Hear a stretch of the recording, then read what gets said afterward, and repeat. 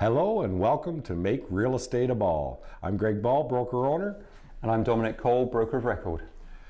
Today we're going to discuss buyer's representation. Dom, do you want to touch on buyer's representation and what it details? Yeah, I would gladly do that, Greg. It's important that when folks think about buying a property, that they work with somebody that they trust. And when they're, if they've got a relationship with somebody already, that realtor can work with them and help them purchase any property. They're actually trained and licensed to sell or buy anywhere in Ontario. So, if you've got somebody that you're building a relationship with or you already have a relationship with, use that realtor. Signing a buyer representation agreement means that you're making it, something that's binding, and it's something that you're kind of getting in together.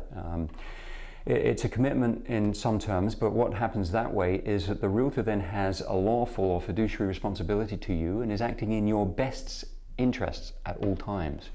It also means that they're doing, they will do a full due diligence around any property that you might have interest in.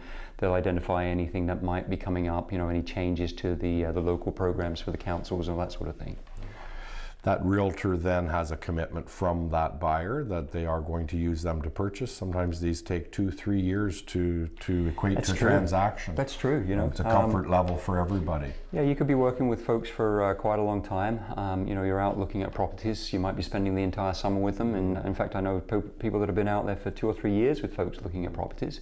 It just helps that relationship. It cements it a bit more and a bit more of a commitment.